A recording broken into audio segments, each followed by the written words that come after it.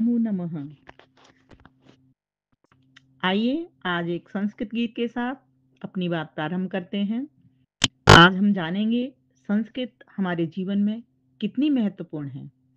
तो पहले एक संस्कृत का ही गीत, उसके बाद कुछ ऐसी प्रसिद्ध जानकारियां।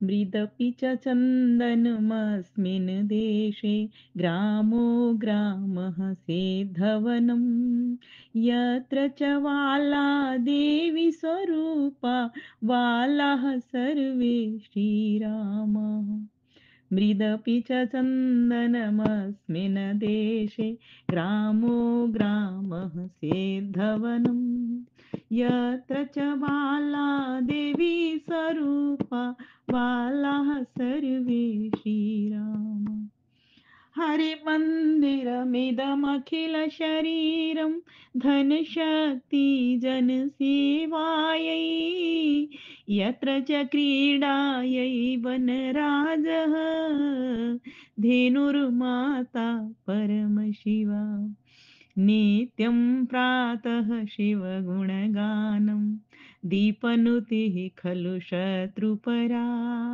यत्र च वाला देवी स्वरूपा वालाः सर्वे श्रीरामा मृदपि च चन्दनमस्मिन् देशे ग्रामो ग्रामः सेद्धवनम् यत्र च वाला देवी स्वरूपा बालाः सर्वे श्रीरामा भाग्यविधायिनि जार्जितकर्म यत्र श्रमः श्रियमर्जयति त्यागधनानां तपोनिधीनां गाथां गायति कविवाणी गङ्गाजलमिव नित्यनिर्मलं ज्ञानं संशते यतिवाणी यत्र च वाला देवी स्वरूपा बालाः सर्वे श्रीरामा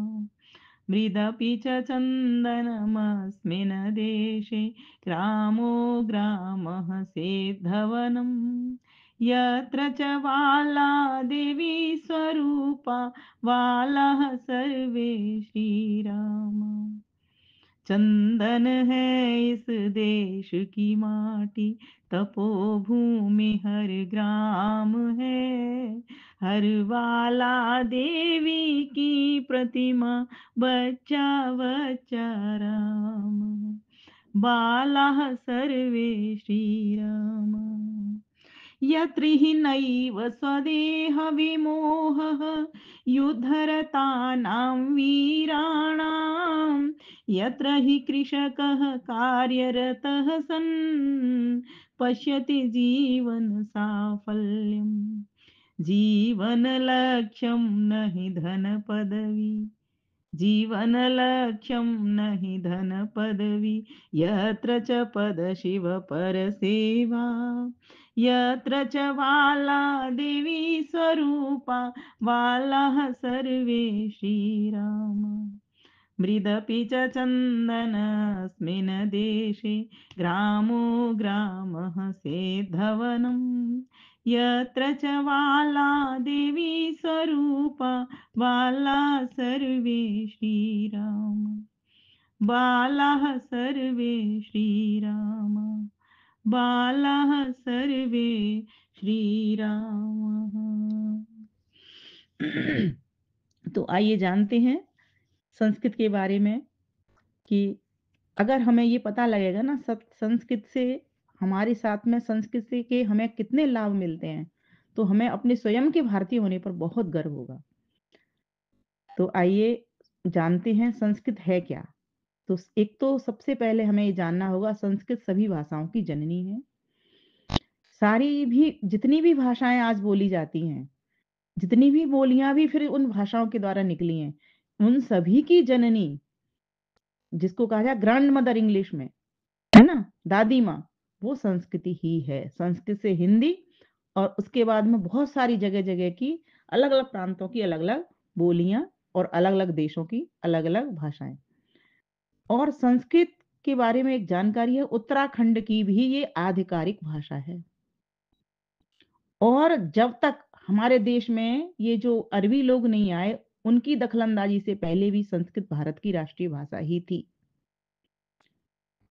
इसीलिए आपने देखा होगा हमारे युगों में, जैसे त्रेता युग में भी जो हमारे पास वाल्मीकि रामायण है वो संस्कृत में ही थी। बाद में उसका हिंदी का वर्जन आया, जिससे इस आर्य भाषा को लोग जान करके फिर उसका सही मतलब समझ सकें।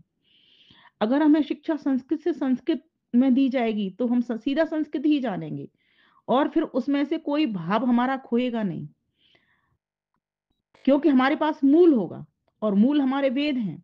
इसलिए वेदों की शिक्षा हर विद्यालय के भीतर जानी चाहिए। नासा के मुताबिक भी संस्कृत धरती पर बोली जाने वाली सबसे स्पष्ट भाषा है।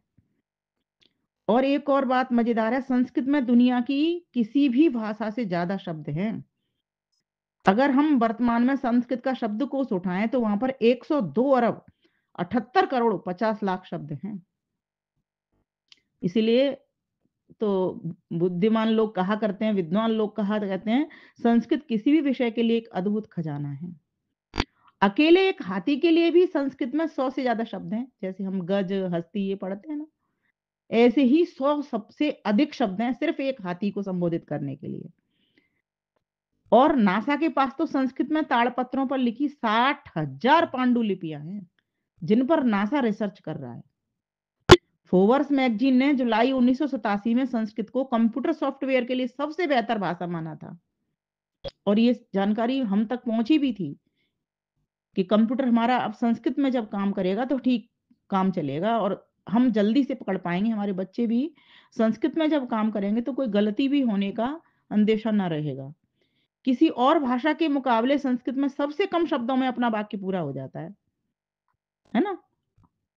अहम गच्छामि, मैं जाता हूँ। गच्छामि अहम, कितना कम शब्दों में वो बात कह दी जाती है, और इसमें कहीं कोई कोई तोड़ फोड़ भी नहीं होती। पूरा पूरा वाक्य चाहे उसे पलट के कैसे भी बोल दो, गच्छामि अहम कह दो तो भी वही अर्थ रहेगा, अहम गच्छामि कह दो तो भी वही अर्थ रहेगा, मैं जाता हूँ। संस्कृत दुनिया की ही एक अकेली भाषा ऐसी है जिसे बोलने में जीव की सभी मांसपेशियों का इस्तेमाल होता है।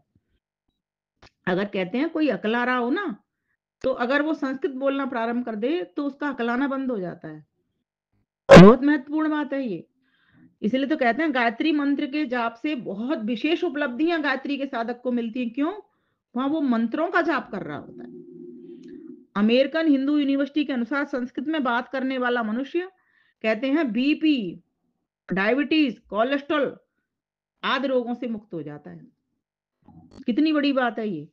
संस्कृत में बात करने से मानव शरीर का तंत्रिका तंत्र सदा सक्रिय बना रहता है, एक्टिव बना रहता है, और व्यक्ति का शरीर सकारात्मक आवेश के साथ सक्रिय रहता है। संस्कृत स्पीच थेरेपी में भी ये मददगार है, ये एकाग्रता को बढ़ाती है। इसलिए तो गायत्री मंत्र का भी कहते हैं ना, और मंत्रों का भी कहते हैं कि मंत्रों को पढ़ने से हमारी स्मरण शक्ति तेज होती है। क्योंकि हमारे एक्यूप्रेशर से जैसे पॉइंट्स दबते हैं ना, संस्कृत के एक एक मनके के भीतर, एक एक वर्ण के भीतर हमारे पॉइंट्स दबते हैं। कर्नाटक के मुत्तुर गांव के लोग केवल संस्कृत में ही बात करते हैं, ये भी एक सच्चाई है। सुधर्मा संस्कृत का पहला अखबार था जो 1970 में शुरू हुआ था। वर्तमान में आज भी इसका ऑनलाइन संस्करण उपलब्ध है, आप देख सकते हैं। जर्मनी में भी बड़ी संख्या में संस्कृत भाषियों की मांग है, और जर्मनी की तो 14 यूनिवर्सिटीज में ये संस्कृत पढ़ाई जाती है। नासा के वैज्ञानिकों के अनुसार जब वो अंतरिक्ष ट्रेवलर्स को मैसेज भेजते थे तो उनके वाक्य उल्टे हो जाते थे।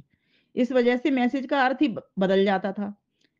फिर उन्होंने कई भाषाओं का प्रयोग किया, लेकिन हर बार यही समस्या उनको आई। आखिर में उन्होंने संस्कृत में मैसेज भेजा, क्योंकि संस्कृत के वाक्य उल्टे हो जाने पर अपना अर्थ नहीं बदलते। जैसे मैंने कहा ना, अहम गच्छामि, गच्छामि अहम, है ना। या फिर ऐसे कहो, अहम विद्यालयम गच्छामि, विद्यालयम गच्छामि अहम, गच्छामि अहम विद्यालयम। कैसे भी इनको तोड़ो मरोड़ो, लेकिन इनका अर्थ वही की वही रहता है, इसमें कोई अंतर नहीं पड़ता, क्योंकि पूरे पूरे वर्ण है, ये पूर्णता है इसमें। बाकी की किसी एक शब्द से दूसरे शब्द की पूर्णता होती है, लेकिन यहाँ अपने आप में वर्ण एक पूर्ण है, एक शब्द एक पूर्ण है, अहम शब्द एक पूर्ण है, मैं, अहम माने मैं, विद्यालयम विद्यालय को, गच्छामि जाता हूं। अब गच्छामि विद्यालयम अहम ऐसे भी कह दोगे तो भी वही अर्थ निकलेगा, जाता हूं विद्यालय में। विद्यालयम गच्छामि अहम कह दोगे, विद्यालय जाता हूं मैं। गच्छामि अहम विद्यालयम कह दोगे तो जाता हूं मैं विद्यालय। अंतर कोई नहीं पड़ा, फौरन समझ में बात आ जाएगी, क्योंकि शब्द नहीं टूटे ना यहाँ पर।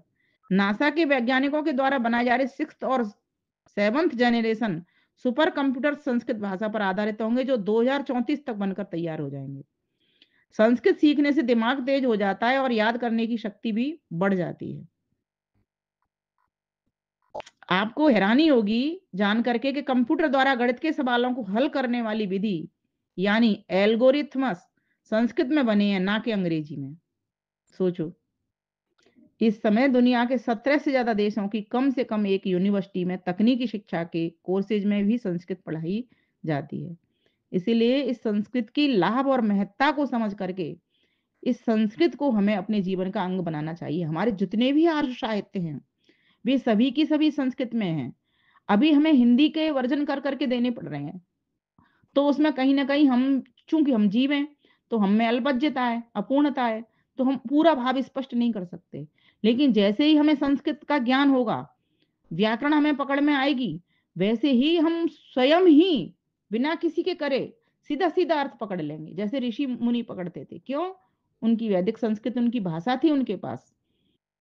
और गुरुकुलों में हमारे में आज भी संस्कृत भाषा पढ़ाई जाती है, बोली भी जाती है, व्यवहार में भी लाई जाती है। तो क्यों नहीं हम अपने मूल की ओर चलें, संस्कृत भाषा की ओर चलें। इसीलिए इस संस्कृत की ओर आए और संस्कृति की रक्षा करें, संस्कृति को बचाएं। संस्कृत बचेगी तो संस्कृति बचेगी, ये समझने की बात है।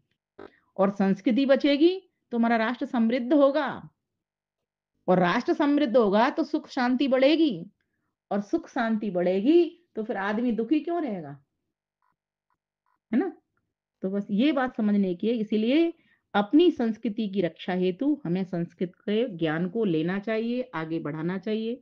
इसकी रक्षा भी तभी होगी जब हम स्वयं पढ़ेंगे और औरों को भी संस्कृत पढ़ाएंगे। इसके गीत हैं तो गीत गाएं, है ना, बोलने का अभ्यास करें, आपस में वार्ता करें। आप सभी का बहुत बहुत धन्यवाद। नमस्ते जी।